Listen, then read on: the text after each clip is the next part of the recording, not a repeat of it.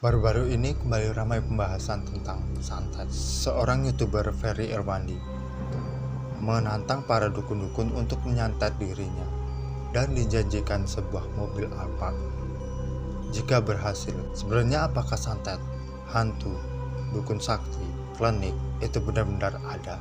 Mengapa banyak orang-orang percaya bahwa semua itu nyata dan banyak juga orang yang sama sekali tidak mempercayainya? Halo, selamat datang dan mari kita bahas. Kepercayaan orang-orang terhadap hantu, santet, ilmu hitam, dukun, jimat, dan lain-lain sebenarnya hasil dari sistem kepercayaan yang sudah ada sejak zaman dahulu.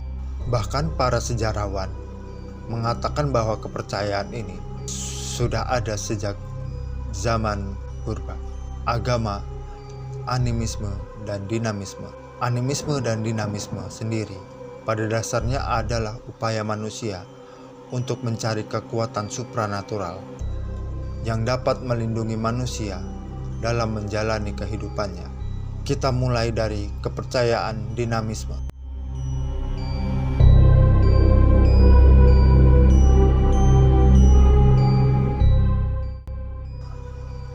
Dinamisme adalah paham yang mempercayai bahwa setiap benda mempunyai kekuatan magis atau supranatural, sehingga penganut ini akan menyembah benda-benda seperti batu, pohon, matahari, dan lain-lain.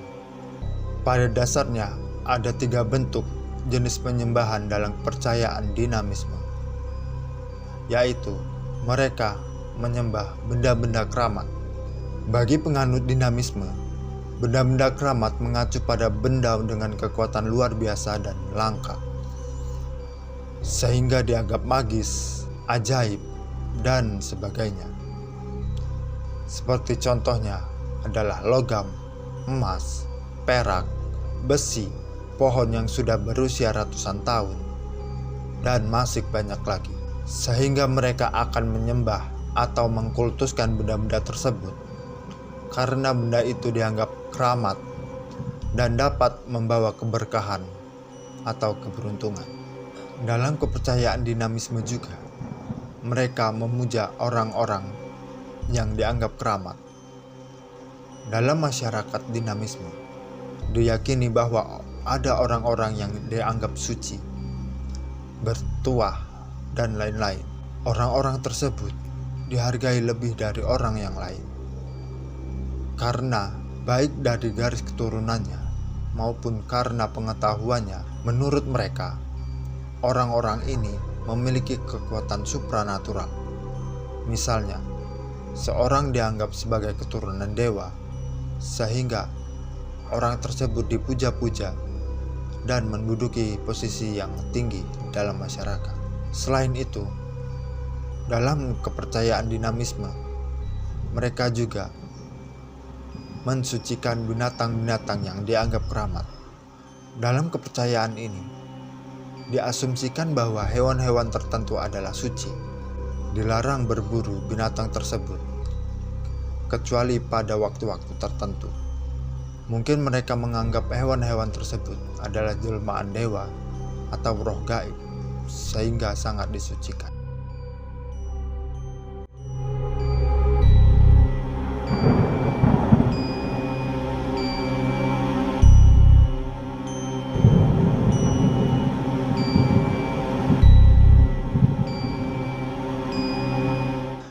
Animisme sendiri berasal dari bahasa Latin, yaitu anima, yang mempunyai arti jiwa atau roh.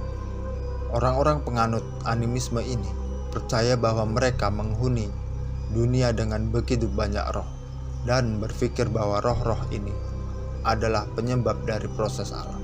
Tujuan mempercayai roh-roh ini adalah untuk menjalin hubungan baik dengan roh-roh yang ditakuti dan dihormati. Mereka selalu berusaha untuk menyenangkan roh-roh tersebut dan menghindari tindakan yang mungkin menyinggung dan membuat roh-roh tersebut murka, sehingga akan menyebabkan kerusakan dan kehancuran alam.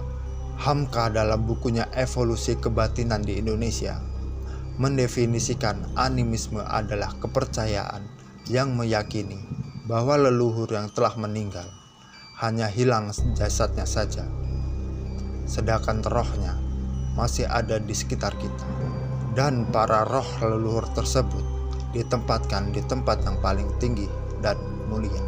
Sebenarnya, keyakinan animisme dan dinamisme telah tumbuh sejak masa purba sesuai dengan tingkat pemahaman manusia pada saat itu, dan bertahan hingga datangnya agama yang lebih sistematik seperti Hindu, Yahudi, Nasrani, hingga Islam. Akan tetapi, ajaran animisme dan dinamisme masih terus berlanjut dan melalui proses evolusi yang panjang hingga saat ini. Bahkan kepercayaan tersebut tetap ada pada beberapa suku bangsa di Indonesia, meskipun dalam bentuk yang berbeda-beda. Silahkan tulis di kolom komentar apa saja contoh kepercayaan animisme dan dinamisme di Indonesia. Mari kita diskusikan bersama. Dalam kepercayaan ini, seorang seperti dukun atau saman biasanya menjadi sosok yang penting di tengah-tengah masyarakat. Dukun atau saman dianggap memiliki koneksi antara dunia manusia dan dunia gaib, serta dapat mengendalikan dunia gaib tersebut. Sehingga sosok dukun dan saman seringkali menjadi sosok sentral dalam memimpin upacara-upacara spiritual seperti upacara penyembahan, upacara pengorbanan, pemberi petuah, bahkan dalam penyembuhan penyakit. Contohnya, ada seorang yang ingin melakukan pekerjaan seperti memulai musim tanam atau pergi berburu dan pekerjaan lainnya, maka orang tersebut akan meminta nasihat atau petuah dari dukun atau saman terlebih dahulu, seperti memilih waktu yang tepat, apa yang harus dipersiapkan, apa yang boleh dan tidak boleh dilakukan pada waktu menanam atau berburu atau melakukan pekerjaan yang lainnya. Bisa dikatakan bahwa dukun atau saman adalah seorang pemimpin atau juga bisa dikatakan seorang pemuka agama dalam kepercayaan animisme dan dinamisme. Bagaimana menurut kalian? Silahkan tulis di kolom komentar. Jangan lupa subscribe channel ini agar kalian tidak ketinggalan konten-konten selanjutnya. Like dan share jika kalian suka dengan video ini. Sampai jumpa di episode selanjutnya.